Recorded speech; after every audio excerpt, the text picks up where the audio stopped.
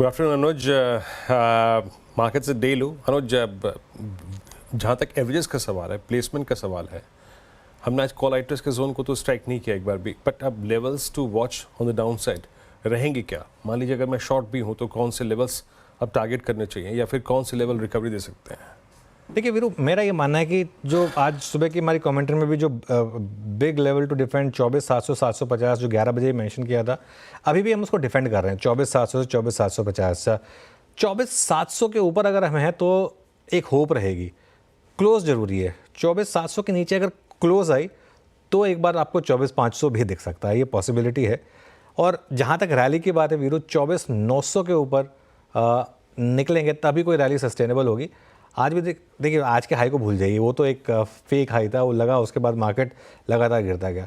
जब रिकवरी आई तो कहाँ पर रुकी? वो आकर रुकी एग्जैक्टली करीब 24,950 के आसपास। तो 24,950 24,960 के आसपास का जोन है जिसको क्रॉस करना और उसके ऊपर टिकना है, वो ज़्यादा ज़रूरी रहेगा। लेकिन वीरू, जो ज़्यादा प्रिकेरियसली प्लेस्ड है वो है बैंक निफ्टी, क्योंकि आज एक्सपेक्टेशन थी कि बैंक निफ्टी आज शायद थोड़ा सा फिर भी रिकवरी दिखा दे, क्योंकि एक दो अपडेट अच्छे आए थे, प्लस बैंक निफ्टी उस क्रूशियल 100 एक्सपोनेंशियल मूविंग एवरेज के काफ़ी करीब था। आज बैंक निफ्टी उसके नीचे ट्रेड कर रहा है। 51,000 के ऊपर बंद होना ज़रूरी है। अभी भी पॉसिबिलिटी है कि हो जाए 51,000 के ऊपर बंद, क्योंकि अगर 50,800 के नीचे अगर आप बंद हुए तो 50,000 का डोर ओपन होता है बैंक निफ्टी में। तो मैं फिर से कह रहा हूँ एक बात कि इस समय अपनी अप्रोच को इन्वेस्टिंग और ट्रेडिंग के हिसाब से अलग अलग रखिए। और एक चीज़ वीरू, कल से चाइनीज़ मार्केट खुल रही है, ठीक है। अब तक क्या बात हो रही थी कि चलो खुशी है कि चाइना मार्केट बंद है तो कम से कम वो जो पैसा है वो हमारे यहाँ से निकलेगा नहीं, वो चाइना में नहीं जाएगा। लेकिन मेरे ख्याल से वो एक फैलेसी थी, क्योंकि जिसको पैसा निकालना है और अगर चाइना में डालना भी है तो वो कैश तो रेज करेगा, तो वो तो हो चुका है। कल से पता चल जाएगा, क्योंकि आज सुबह मैं एक बहुत अच्छा ब्लॉग पढ़ रहा था कि हम लोग शायद ओवर एस्टिमेट कर रहे हैं जो चाइना जो करने वाला है। देखिए, एक होती है इकोनॉमी की इनहेरेंट स्ट्रेंथ और एक होती है आप उसको स्टिमुलेट करते हैं।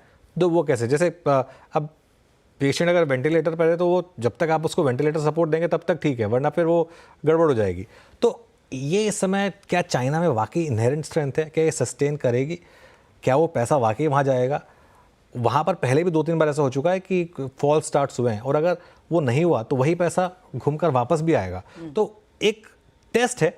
जो भी है, मेरे कहने का एक मतलब ये है कि हम इस समय ना एक बॉटम के काफ़ी करीब हैं। यहाँ पर अगर आप एक एज इन्वेस्टर सोचेंगे और अच्छी क्वालिटी के शेयर बाय करने की कोशिश करेंगे, 6 महीने बाद आपको रियलाइज़ होगा कि वो जो अप्रोच थी वो ठीक रही थी।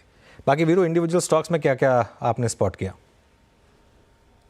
मैं थोड़ा सा रेस्ट्रिक्ट करूंगा अपने आप को। बस अच्छी बात यह है कि इस बाज़ार में अभी भी मतलब आईटी बहुत स्ट्रांगली हायर लेवल्स पे अपने आप को कमांड कर रहा है। कोफोर्ज मिड कैप आईटी में 7251 पे डे हाई की ट्रैजेक्टरी में अभी भी ट्रेड कर रहा है, नॉट एक्जैक्टली डे हाई, उससे 10-12 रुपये नीचे ट्रेड कर रहा है। और एक है आईटी में ही एल&टी टेक्नोलॉजी सर्विसेज।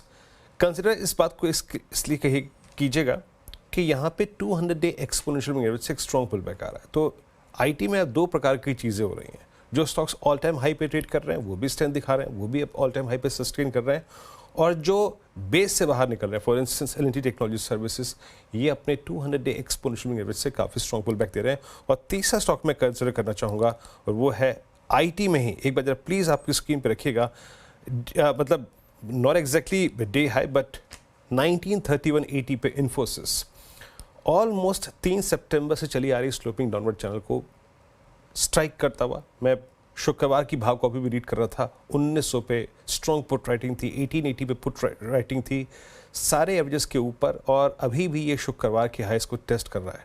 तो अनुज, कन्विक्शन अगर कहीं किसी स्पेस पे है, चार्टिकली ऑप्शन स्टैट्स के मुताबिक, फ्यूचर स्टैट्स के मुताबिक, it's completely IT, mid cap IT, large cap IT, सब में हर्षदा। वीरू, क्लियरली कुछ है सपोर्ट के फैक्टर्स, कुछ और मार्केट को नर्वस करने वाले हैं। फटाफट से वो ट्रेंडिंग काउंटर्स भी आपकी स्क्रीन पर लेकर आएंगे और फिर चर्चा को आगे बढ़ाएंगे हमारे जानकारों के साथ। तो आज स्क्रीन जो है थोड़ी सी लाल है और आप देखिए क्या ड्रैग कर रहा है। एनटीपीसी, अदानी पोर्ट, ओएनजीसी, कोल इंडिया, ये कुछ स्टॉक्स है जहां पर ज़्यादा बिकवाली का दबाव 2.5 से 4, 3.5% का नुकसान। वोडाफोन आइडिया जिसका हम जिक्र हेडलाइन में भी कर रहे थे, उसमें मेजर कट्स आते हुए GMR airport, Tata power, Hindustan copper, ये दूसरे आज के विकेट्स हैं जो गिरे हैं, गिरावट देखने को मिली है। लेकिन सपोर्ट आया है भारती एयरटेल से, बजाज फाइनेंस से, ITC और सिप्ला जैसे काउंटर्स में भी मामूली बढ़त है, लेकिन ये कुछ आप कह सकते हैं सूत्रधार हैं जो मार्केट को संभालने की कोशिश में लगे हुए हैं। मिड कैप साइड पर भी AO स्मॉल फाइनेंस बैंक अपने नंबर्स के बल पर और IT का प्ले, जैसे वीरू भी मेंशन कर रहे थे अपनी कमेंट्री में, इन्फोसिस का जिक्र ये कर रहे थे। आप देखिए LTI माइंडट्री, आप देखिए परसिस्टेंट, एम्फोसिस, ये कुछ स्टॉक्स हैं जहां पर तेजी की पोजीशंस आई है। याद रखिएगा इसी हफ्ते से वो IT कंपनियों के रिजल्ट सीजन का आगाज होगा TCS के नंबर्स के साथ। ऐसे में आपकी